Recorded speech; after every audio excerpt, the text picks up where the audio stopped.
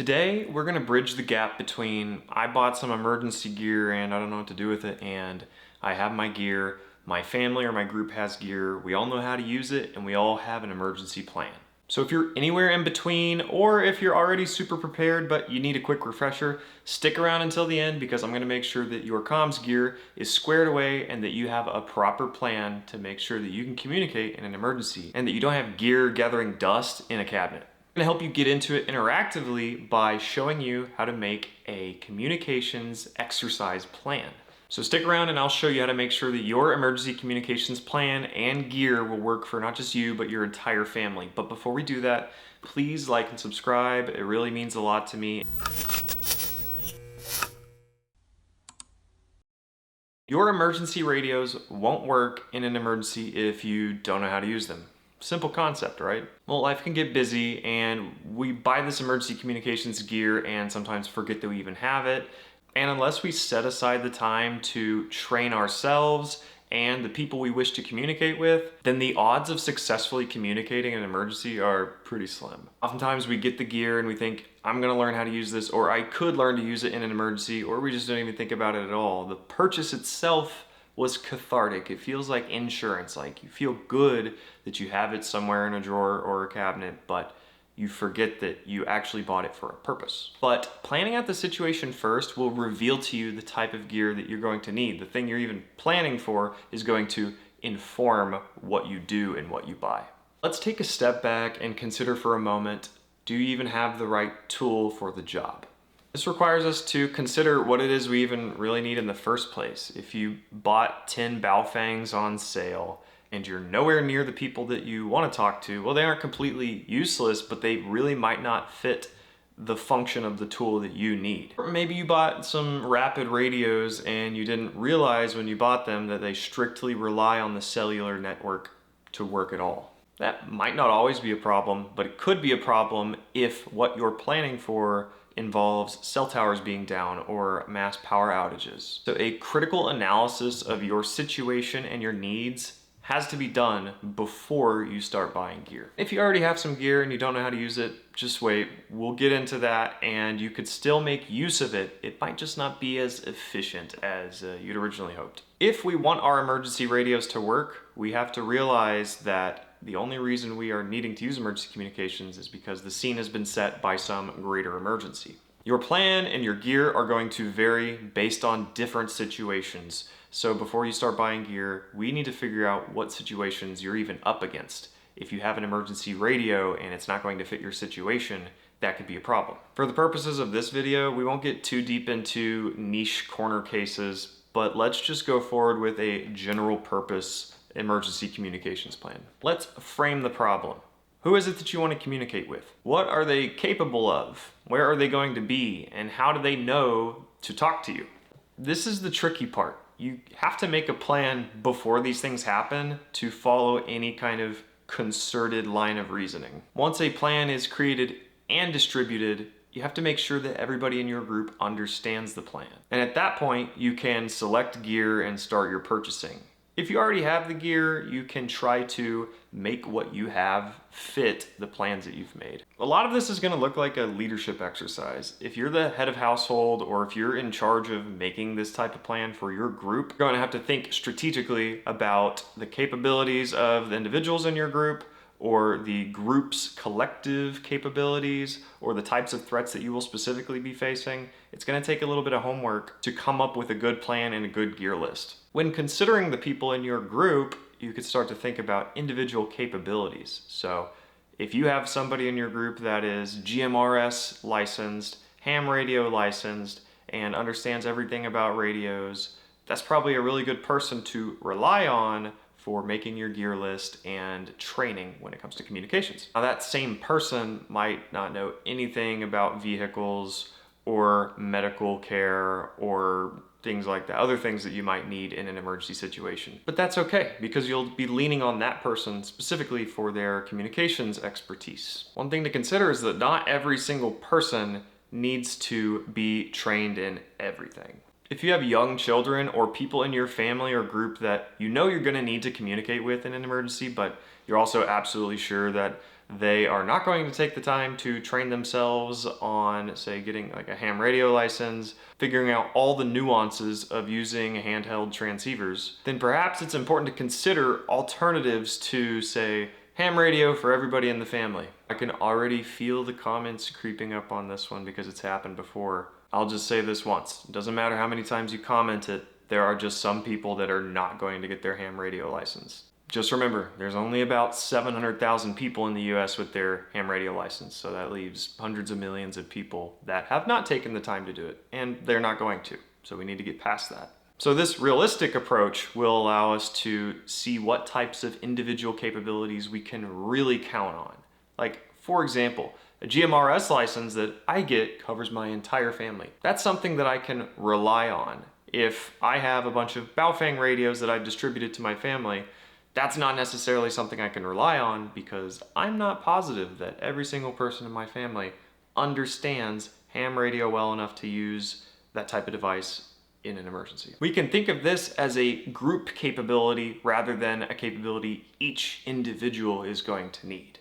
If one of the people in your group has a ham radio license, that can be your either external communicator, somebody who's able to talk to other groups of people in different regions that are maybe not impacted by the emergency that you're dealing with, or communicating with local people who have that ham radio license as well and who are active on the nets. Talk about individual capabilities, maybe something like a Garmin inReach or a Spot satellite messenger, or even these days iPhones and I guess Android devices as well have native satellite messaging capability. That's something that each individual could potentially rely on. This really goes back to the idea of understanding what it is you're up against from an emergency perspective and who it is you're trying to talk to. There's also a discussion to be had about receive-only type of communications, and by that I mean NOAA weather alerts or emergency broadcast system messages. Even tornado sirens can be considered an emergency communication system. This could be one of your caveats for your Baofengs if you've already got them. If you've got the license but nobody else does, then they can receive messages that you put out, say, over a repeater, if you've already set up their device to listen to anything that's coming in the area. That's one way you can get around it. But sometimes nothing's gonna work, and we have to plan for this scenario. This is what we call lost comms.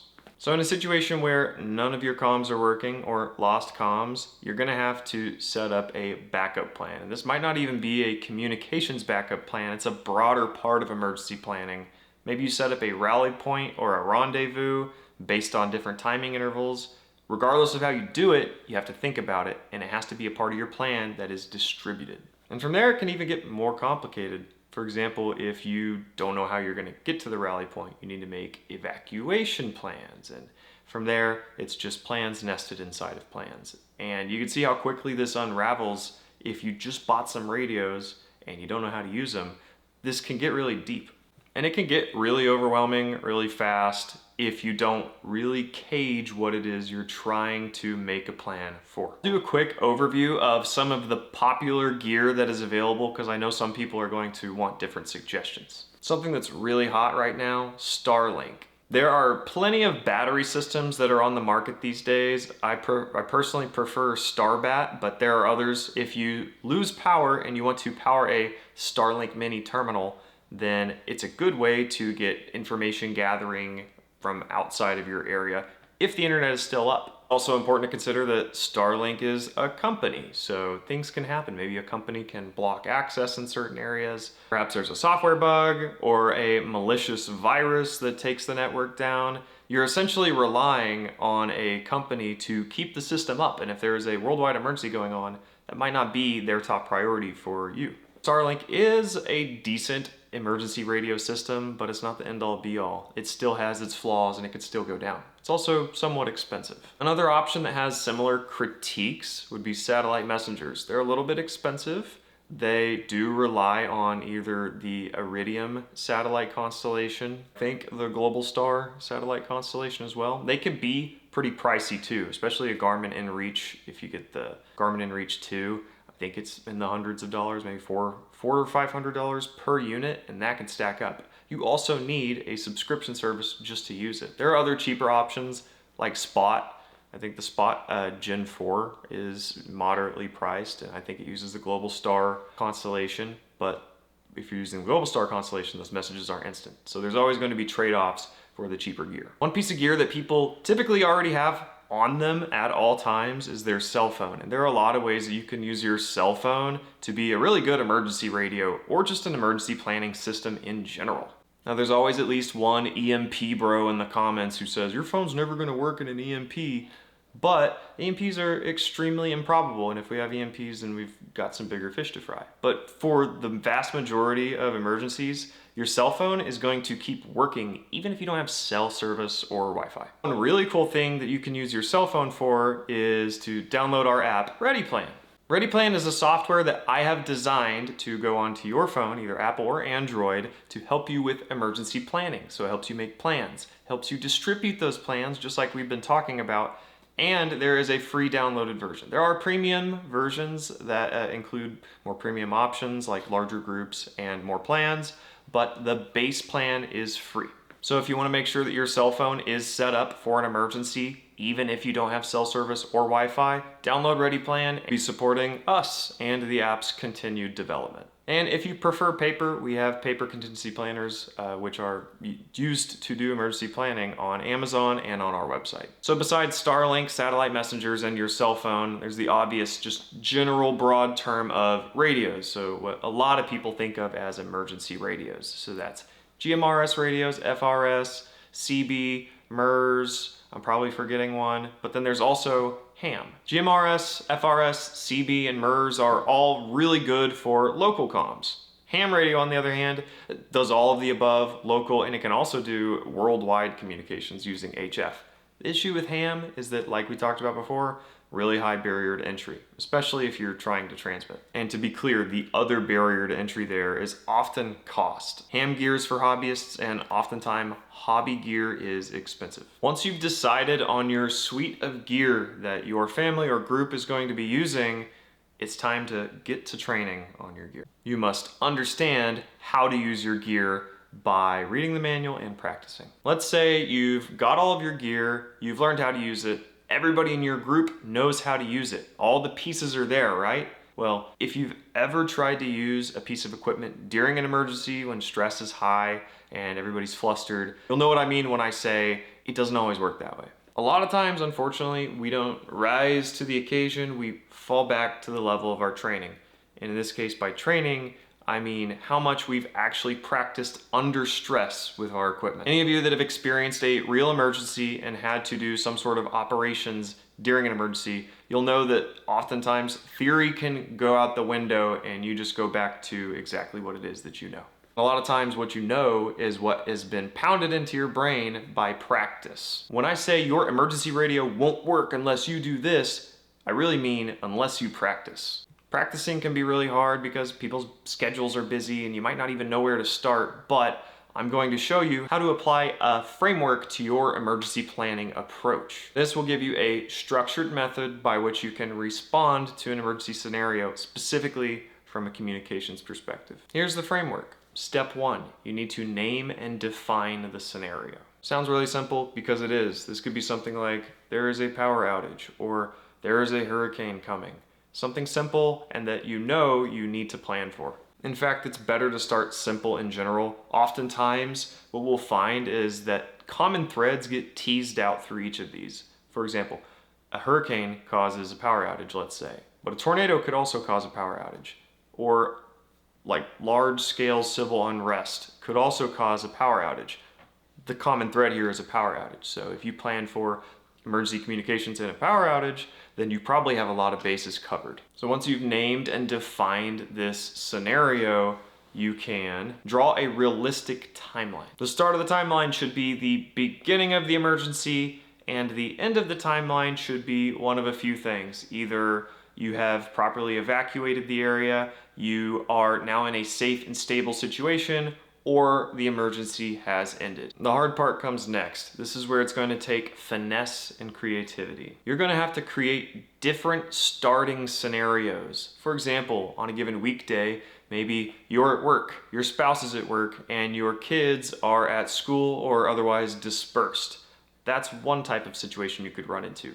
Another scenario could be you're out of town for work. an emergency strikes back home and you can't communicate with your family. You're going to have to create a list of these different scenario start conditions. And with respect to communications, you're going to have to define the situation there as well. For example, the cell towers go down and you don't know what's going on, or a tornado warning is issued for the place where your kids are at a sleepover and you can't get in touch with them, or a national emergency occurs and your texts and calls won't go through but you're out of town for work. For each one of these D grades, you're going to have to come up with a list of solutions in order. Solution will be your primary, the next one will be your alternate, contingency, and emergency, in that order. It spells out PACE, so if you haven't heard of PACE planning, that's where that comes from. You come up with different types of communication methods or techniques to address the situation. After you've brainstormed solutions for each one of these degraded scenarios and come up with a way to get from the beginning of an emergency to the end of your timeline with everything in between, that's a good time to reassess. If you think there's some sort of gear or training or whatever that could have made A to B easier, that's a good time to consider getting more kit or getting more training, more licensing, whatever it is. Once you've come up with your initial solution to get from point A to point B, it's important to practice it somehow in real life. Now, it's impossible to simulate the stress that you're going to be under in an actual emergency, but you have to try your best to go through the paces, and I mean physically.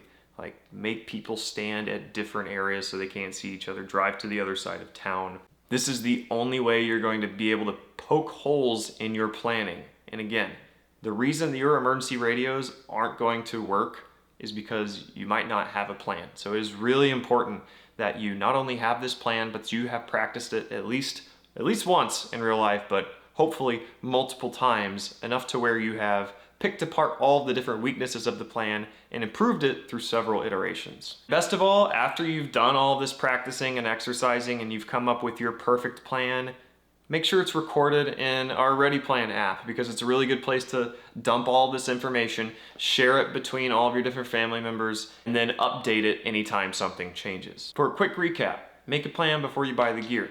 Distribute the plan once you've made it. Know your gear and train on it, and then train others in your group as well to use that gear. And lastly, you have to practice and you have to conduct exercises for these emergencies, or you're not going to know what to do when it actually happens. Gear that you have in a cabinet or a drawer that you don't know how to use and you haven't used under stress is most likely going to fail you in your moment of need. Let me know if you like this type of video and we'll keep doing more like it. Thanks for watching, and don't forget to like and subscribe.